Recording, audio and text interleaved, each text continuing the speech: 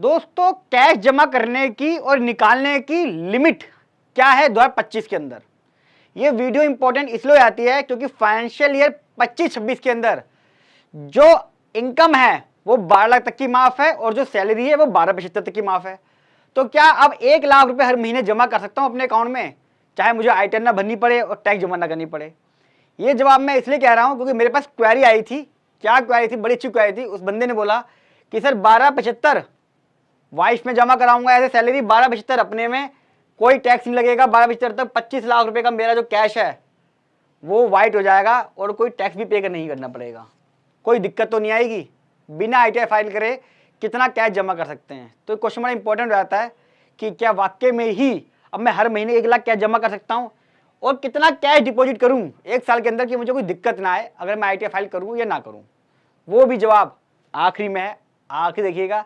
अच्छी लगे तो लाइक और वीडियो को शेयर करना मत भूलिएगा, क्योंकि यह है इंडिया का इकलौता प्रैक्टिकल चैनल एक्सपर्ट सचिन। और आप सबको मैं नमस्कार। डिपॉजिट और विड्रॉल दोनों बता रहा हूं, सेविंग करंट दोनों का। अच्छा, रिपोर्टिंग कितनी होती है? रिपोर्टिंग जो होती है वो 10 लाख या उससे ऊपर का अगर आपने सेविंग अकाउंट में जमा कराया है सारे बैंकों को मिला के, तो ये रिपोर्टिंग होती है एक फाइनेंशियल ईयर के अंदर। ये रिपोर्टिंग है, सेविंग अकाउंट की बात कर रहा हूं मैं। यानी कि अगर आपके 4-5 अकाउंट हैं अलग अलग ब्रांचों में और 10 लाख या उससे ऊपर हो गए एक फाइनेंशियल ईयर में, 1 अप्रैल से 31 मार्च तक अकाउंट करते हैं ये सारे बैंकों को मिला के, तो आपकी रिपोर्टिंग हो जाएगी। कई बार प्रैक्टिकल डिफिकल्टीज की वजह से रिपोर्टिंग नहीं हो पाती। आपका एसबीआई में 5 लाख जमा हुआ, 6 लाख जमा हुआ एक्सिस में, तो कई बार वो रिपोर्टिंग नहीं होती। हालांकि मैकेनिज्म है, रिपोर्टिंग हो सकती है, लॉ यही कहता है। करंट अकाउंट के अंदर रिपोर्टिंग कब होती है? 50 लाख या उससे ऊपर अगर आपने जमा कर दिया है एक करंट अकाउंट में या सारा मिला के एक फाइनेंशियल ईयर के अंदर सारे बैंकों को मिला के, तो रिपोर्टिंग होती है। सिर्फ रिपोर्टिंग होती है। रिपोर्टिंग का मतलब क्या है? बैंक वाले इनकम टैक्स को इंफॉर्मेशन भेजते हैं, रिपोर्टिंग है। उसका लिमिट से कोई मतलब नहीं है, उसका जो मैक्सिमम लिमिट है इनकम टैक्स में ना लगे उससे कोई मतलब नहीं है, आपने क्या बिजनेस करा उससे कोई मतलब नहीं, सिर्फ रिपोर्टिंग है। बहुत फर्क है, प्रैक्टिकल समझ लेना। अच्छा, यहां पे बात कर रहा हूं मैं ग्रॉस की, नेट की बात नहीं कर रहा। यानी कि जो पैसा अकाउंट में जमा हुआ है, क्रेडिट साइड जमा हुआ है। मान लीजिए मैंने 6 लाख जमा कराया, 6 लाख निकाला, तो क्या रिपोर्ट होगा? नहीं होगा, क्योंकि ग्रॉस लिमिट है क्रेडिट साइड की 10 लाख। यहां पे मेरा 30 लाख जमा हुआ है, 30 लाख निकला है, 60 लाख हो गया, रिपोर्टिंग होगा? नहीं होगा। देखिए, लीगली नहीं होगा, प्रैक्टिकली रिपोर्ट हो सकता है। मान लीजिए किसी व्यक्ति ने एक बार में 7 लाख रुपए जमा कराए, तो बैंक वाला उसको सस्पिशियस में लेके डाल देता है, क्योंकि पैन कार्ड अप्लाई होता है। तो अगर आपने एक बार में 7 लाख जमा कर दिए, एक बार में 6 लाख जमा कर दिए, एक बार में 9 लाख जमा कर दिए, तो वो भी रिपोर्ट होता है।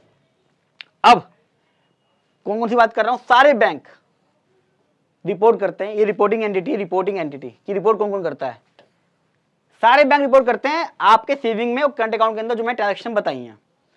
पोस्ट ऑफिस के लिए सिर्फ और सिर्फ सेविंग अकाउंट में रिपोर्ट करता है। यानी कि पोस्ट ऑफिस में करंट अकाउंट नहीं होता, तो सिर्फ और सेविंग होता है। तो यानी कि अगर आपने सेविंग के अपने पोस्ट ऑफिस के अंदर भी पैसे जमा कराए 10 लाख या उससे ऊपर, तो पोस्ट ऑफिस भी रिपोर्ट करेगा इनकम टैक्स वाले को। ये रूल है रिपोर्टिंग का। सेम है, पिछले साल भी था, अब भी है, कुछ मैंने नया बताया इसके अंदर जो पिछली वीडियो में नहीं था। अब क्वेश्चन आता है मेरी लिमिट क्या है? क्या वो 1275 सैलरी दिखा के पैसा वाइट हो सकता है? दोस्तों क्वेश्चन है कि आप अपने अकाउंट में 1 करोड़ जमा करा दिए, 100 करोड़ रुपए, कोई इशू नहीं है। मेरा क्वेश्चन तो यह है कि सरकार ने करेंसी बनाई क्यों है और लिमिट क्यों है कैश की? आप किसी को भी लिमिट पे कैसे डाल सकते हो? आप उसका सोच पूछिए। कितने लोग हैं मैं जानता हूं, चावड़ी बाजार में, चांदनी चौक में, गांधीनगर में, शांति मोहल्ले में बड़ी मार्केट है जहां पे करोड़ों का कैश का काम होता है। हाँ, वो लोग जीएसटी पे नहीं करते, 2 नंबर में होता है, तो सरकार उसको ट्रेस करना चाहती है। लेकिन 2 नंबर रहेगा जब बैंक में जमा हो गया, 2 नंबर की बात का। चलिए आगे बढ़ता हूं। क्या क्या क्वेश्चन होता है? एक तो उसका लीगल सोर्स पूछा जाता है कैश डिपॉजिट का, क्योंकि बहुत सारे लोग पूछते हैं जमा कितना कर सकते हैं, जमा कितना कर सकते हैं? भैया जितना भाई जमा करो, मना नहीं है, लेकिन उसका लीगल सोर्स क्या है? लीगल सोर्स क्यों बताया मैंने? सिर्फ सोर्स क्यों नहीं कहा मैंने? मान लीजिए किसी ने प्रॉपर्टी बेची 2 करोड़ की, 1 करोड़ का उसका सर्कल रेट है और 1 करोड़ मिला आपको कैश जो मिलता है प्रॉपर्टीज के अंदर, वह आपने बैंक में जमा कर दिया। अब आपके पास उसका सोर्स तो है कि आपको किसने दिया है, पता है ना, मैं रजिस्ट्री में नाम लिखा हुआ आ रहा है, मैं सेलर हूं, बायर हूं, पता है भैया पैसा कहां से आया, बायर ने दिया है सेलर को। लेकिन आप उसे अकाउंट में जमा नहीं कर सकते क्योंकि वो लीगल सोर्स नहीं है, आपकी रजिस्ट्री में नहीं है, और बायर कभी भी हानि करेगा कि मैंने कैश दिया है, तो क्या होगा? आप उस सोर्स को एक्सप्लेन नहीं कर पाओगे। जीएसटी बहुत सारे लोगों को जानता हूँ मैं, गांधीनगर मेरे पास क्लाइंट है, कैश जमा होता है 50-50 करोड़ साल का, उस पर जीएसटी पे करते हैं, जीएसटी में सेल जाती है, जब जाती है तो दिक्कत क्या है, क्योंकि कई लोग क्या करते हैं 50 लाख का कैश डिपॉजिट है 44 एडी में दिखा दो 8%, काम खत्म। भैया जीएसटी तो चेक करना है, 50 लाख पे जीएसटी आएगा, वो कौन भरेगा, जीएसटी ध्यान रखना है। और दोस्तों मोस्ट इंपॉर्टेंट पार्ट, आपको उसकी कैश बुक और अकाउंटिंग करानी जरूरी है अगर कैश का मामला है। अभी दिखाऊंगा एग्जांपल कितना जरूरी हो जाता है कैश अकाउंटिंग, आपके दिमाग खुल जाएगा उस समय जब मैं आपको एग्जांपल दिखाऊंगा बुक्स ऑफ अकाउंट का। और आईटीआर में शो कहाँ करना है, अगर आप कैश में काम करते हैं तो आईटीआर में कैसे शो करेंगे, ये बड़ा इंपॉर्टेंट है। और उसी के लिए मैंने आज की वीडियो बनाई है जो बिल्कुल प्रैक्टिकल है, एग्जाम्पल लिया मैंने आप लोगों के लिए कि कहाँ लोग गलती करते हैं, कहाँ दिक्कत आती है। पहला पार्ट ये मैं बात कर रहा हूँ फाइनेंशियल ईयर 25-26 AY 26-27, और सेम एप्लीकेबल होगा पिछले साल भी जिसके भी आप आईटीआर भर रहे हो।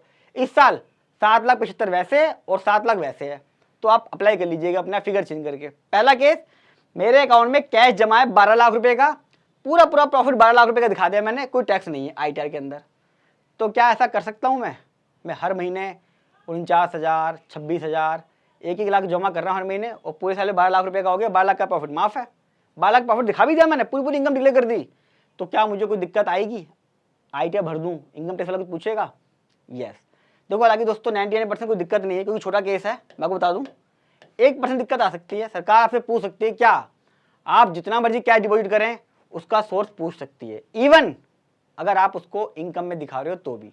आप ये नहीं कह सकते क्या मैंने तो इनकम दिखा रखी है, इससे ज़्यादा क्या करेगा। भैया आपने 12 लाख के ऊपर 12 लाख प्रॉफिट दिखाया और टैक्स 0 पे करा है, सरकार आपसे इसका सोर्स पूछेगी, नेचर पूछेगी। मान लीजिए वाइफ के अकाउंट में जमा करा रहे हो, वाइफ है 5वीं पास, उसका ना बुटीक है ना ट्यूशन इनकम है, कुछ नहीं कर सकते, लोग उल्टी चीज दिखाते रहते हैं मुझे पता है, पर दिक्कत आती है। उसकी हिस्ट्री क्या है, क्या आगे पीछे भी कैश जमा हुआ है नहीं हुआ है, ये 12 लाख रुपए आप ऐसे वाइट नहीं कर सकते। पीरियड, किस पीरियड में जमा हुआ है, क्या पूरे साल में जमा हुआ है या किसी पर्टिकुलर महीनों में जमा हो गया, क्या 3-4 माह में जमा करके छुट्टी कर दिया आपने, चेक होने के बाद ही आपका ये कैश जेन्युइन माना जाएगा, जमा हुआ, वरना 60% टैक्स 25% दिखाऊंगा अभी आगे क्या होगा। केस स्टडी 2, कैश डिपॉजिट और विड्रॉल 20 लाख रुपए है, यानी कि आपका कैश भी जमा 20 लाख था, एक एसएससी ने अपने कैश चेक करा, उसमें लिखा हुआ 20 लाख डिपॉजिट 20 लाख विड्रॉल। आपने कहा यार प्रॉफिट तो 0 हो गया इस केस में, टैक्स 0 होगा, मुझे आइटम भरने की जरूरत ही नहीं है, मैं क्यों भरूं। अब मैं आपको दिखाता हूं ऐसे केस के अंदर कैश बुक बनाना और अकाउंटिंग कितना जरूरी है, चलिए समझते हैं इसको। तो जो मैं बात कर रहा हूँ बार बार कैश फ्लो अकाउंटिंग की, देखिए इस केस के अंदर 20 लाख रुपए का कैश विड्रॉल है और 20 लाख रुपए की कैश डिपॉजिट है, अलग अलग डेट पर है सारा। जब मैं इसकी अकाउंटिंग करता हूँ तो यहाँ पे मैंने 1 लाख रुपए का विड्रॉ करा तो मेरे हाथ में कैश इन हैंड आ गया 1 लाख रुपए का, फिर मैंने कैश डिपॉजिट करा 12.5 लाख रुपए का, यहाँ मेरा कैश निगेटिव हो गया 11.5 लाख रुपए। ये इंपॉर्टेंट समझाना चाह रहा था मैं कि जब इनकम टैक्स ऑफिसर चेक करेगा, वो चेक करेगा कि भैया आपका किसी डेट पे निगेटिव तो नहीं है, तो आप जब देखेंगे तो इसका हाईएस्ट निगेटिव आ रहा है यहाँ पे 12-13 लाख रुपए, ये रहा। तो कायदे देखा जाए तो इसकी ब्लैक मनी जो है 13 लाख रुपए की होगी। ये जानते हुए भी कि दोनों बराबर है, लेकिन अकाउंटिंग करते ही आपको पता चल गया कि कितना केस सीवियर है, कितना खतरनाक है, 13 लाख रुपए का निगेटिव आ गया। क्योंकि क्वेश्चन क्या होता है कि आपने पहले जमा कराया है और बाद में निकाला है, ये देखना है। कई बार हम ओवरऑल टीआईएस के अंदर चेक करते हैं कि दोनों चीजें बराबर हैं तो मेरा कोई प्रॉफिट ही नहीं है, लेकिन एक्चुअल में जब अकाउंटिंग होती है तब पता चलता है कि भैया पहले कैश जमा हुआ है, निकला बाद में, जमा हुआ है फिर निकला है, जमा हुआ है निकला हुआ है।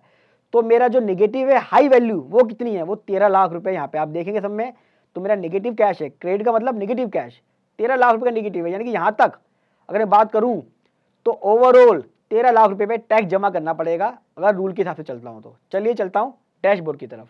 देखा आपने बिना कैश बुक के और अकाउंटिंग के कितनी बड़ी गड़बड़ी हो सकती है, जो आपको मैंने भी एग्जांपल दिखाया है।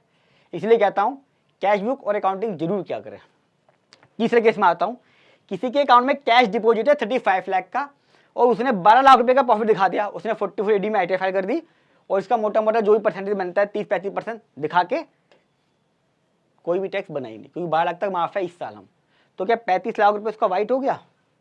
अब यहाँ पे क्वेश्चन आएगा कि क्या उसने जीएसटी का रजिस्ट्रेशन लिया हुआ है, अगर वो प्रोफेशनल है क्योंकि 20 लाख तक की लिमिट है, और अगर ट्रेडिंग है तो ट्रेडिंग करता क्या है, वो कैश 35 लाख रुपए उसके पास आया बताएगा ना, उसने परचेज करी होगी मटेरियल और फिर बेचा होगा। अब वो कहेगा ना तो मेरे पास बेचने का कुछ है ना खरीदने का कुछ है, तो ऐसे कौन मानेगा। अब उसके अंदर उसका कैश फ्लो चाहिए होगा, ये देखना पड़ेगा कैश फ्लो में 35 लाख का क्या पूरे साल में थोड़ा थोड़ा आया है, कब कब जमा कराया है। दोस्तों बैंक स्टेटमेंट देख के ही पता चल जाता है कि ये पैसा 1 नंबर का है या 2 नंबर का है कैश फ्लो अकाउंटिंग के लिए। इसके अंदर साथ में ये चीज़ें भी जरूरी हैं कि उसका सोर्स क्या है, उसका नेचर क्या है, क्या आगे पीछे हिस्ट्री उसकी क्या है, क्या हर साल कैश डिपॉजिट है कि नहीं है, या सिर्फ एक ही साल में जमा है और उसी साल उसने आइटम भरी है 12 लाख रुपए की। और पीरियड ये बता चुका हूँ मैं, फ्रीक्वेंसी कैसे कैसे है, उसका यूज़ क्या है। परचेज के बिल तो होंगे, मान लिया सेल मेरी कच्चे में होती है, भैया बिल नहीं काटता, परचेज तो पक्के में रखते होगे, ये पॉइंट है।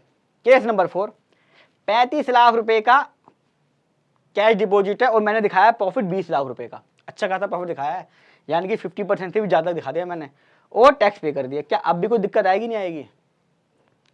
सिचुएशन सेम रहेगी, जीएसटी वाला इशू भी पूछेगा ऑफिसर, कैश फ्लो बनानी पड़ेगी, अकाउंटिंग बनानी पड़ेगी, साथ में ये सब चीज़ें भी आपको ध्यान रखनी पड़ेंगी। भले आपने 20 लाख रुपए प्रॉफिट दिखा दिया है, ऐसा नहीं है किसी आदमी का मान लीजिए 2 नंबर का कैश था, उसने जमा कर दिया 5 लाख 6 लाख करके, टोटल 35 लाख हो गया और उसने 20 लाख का प्रॉफिट दिखा दिया। अभी देखना पड़ेगा 35 लाख रुपए आया कहाँ से, और जो उसने डिफरेंस निकाला 15 लाख रुपए का खर्चा, वो खर्चा एक्चुअल में कहाँ करा है 15 लाख रुपए का, ये देखने के बाद ही आपका ये 20 लाख रुपए का जो प्रॉफिट है ये 1 नंबर में कन्वर्ट होगा। अब मोस्ट इंपॉर्टेंट पार्ट, जो लोग पूछते हैं कि कितना कर दें कि हम सेफ रहें, कितना कर दें, ये क्वेश्चन जरूरी है। दोस्तों सेफ जो कैश डिपॉजिट है फाइनेंशियल ईयर 25-26 की बात को चल रहा है, जो अगर आप 5 से 7 लाख करते हो तो मुझे लगता नहीं इनकम टैक्स डिपार्टमेंट पकड़ेगा या पूछेगा। ये भी मैं इसलिए कह रहा हूँ, मैं ये नहीं कह रहा आपको 2 नंबर का हो।